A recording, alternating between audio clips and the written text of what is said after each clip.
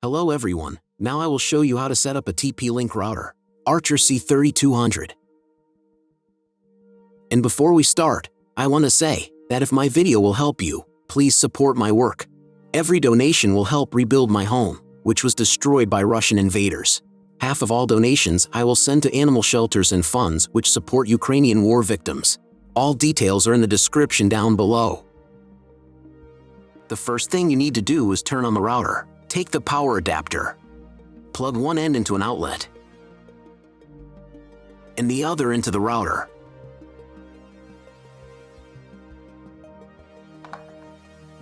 On some models, you need to press the power button.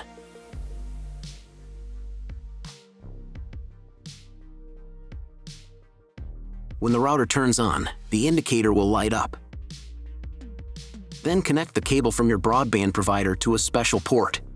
This port is usually signed as WAN or Internet, and usually it has a different color.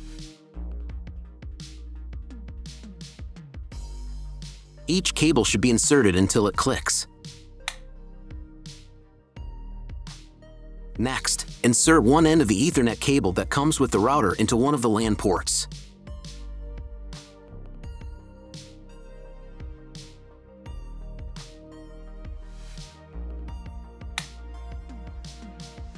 And plug the other end into the Ethernet card of your computer or laptop.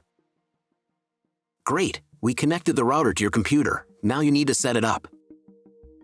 But first, I will show you another method how you can connect the router if you do not have an Ethernet cable or your computer does not have an Ethernet port. All you need to do is connect the router with the power adapter and the cable of your internet provider.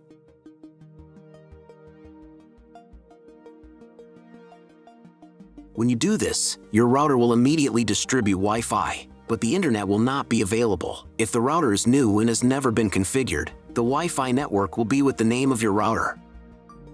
The router name and Wi-Fi password are printed on the sticker that is located on the router.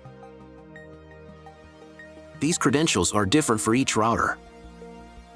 Connect to it. Great, you have connected to the router. Now let's proceed to its configuration. First, open your browser and go to the URL that you see on the screen. Use the address bar, not the search bar. If the link doesn't open, or you see a page with a password that you don't know, it means that your router has already been configured, and you need to reset it to factory settings. Press the special reset button on the router for 5 to 10 seconds. The indicators on the router will blink. Usually this button is inside the router case to prevent it from being accidentally pressed. In this case, press it with a thin object. The router will reboot and the settings will be reset to factory defaults. Then you can try to enter the router settings panel again. If your router settings panel looks not like mine, it means that your router has a different version of firmware. I recorded a video for each type of firmware. All links are in the description down below.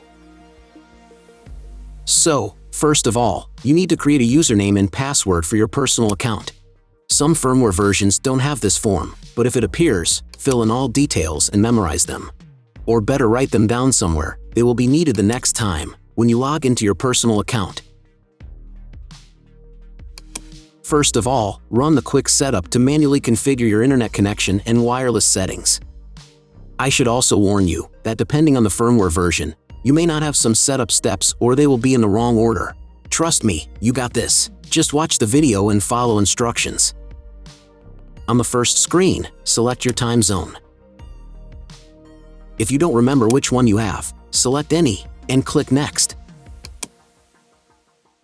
On the next page, select the type of internet connection. Usually it is specified in the contract with your broadband provider. If you don't know, you can try to click on the Auto Detect button. The router will try to identify what type you have. If it has failed, select Dynamic IP and click Next. Depending on what type of connection you have chosen in the previous step, this page may differ from mine. If you have selected Dynamic IP, then choose one of the options on this page. If your ISP only allows internet access to a specific MAC address, you need to clone the MAC address of the primary computer. If you are not sure, select Do Not Clone MAC Address. In most of the cases, There is no need to clone the MAC address. But if you can't get the internet connection after quick setup, please run it again and clone the MAC address for a try.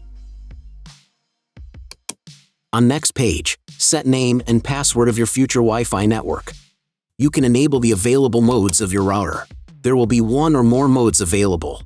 If there are several, enable them and enter for each network the name and password of your future Wi-Fi network. Password must be at least 8 characters long. When you write the credentials, click on the Next button. On the next page, you will see all the information that you specified earlier. Click the Save button and wait until the settings are saved. Great! You have completed the quick setup process. Now press Test Internet Connection button. If it's failed, check again whether you have connected all the cables correctly. Then try to reboot your router. Press the reboot icon in the upper right corner. After rebooting, wait a couple more minutes. Maybe the settings are applied and the internet will appear. If after all manipulations you still have no internet, then go to the Basic tab. Then select Internet. And then clone MAC address. After that, save the settings. Reboot your router and after a couple of minutes check internet connection. If internet still doesn't appear, contact your internet service provider. He will tell you what type of connection you have and what other settings you need to do. That's all. If my video helped you, please support my work. Every donation will help rebuild my home, which was destroyed by Russian invaders. Half of all donations I will send to animal shelters and funds which support Ukrainian war victims. All details are in the description down below.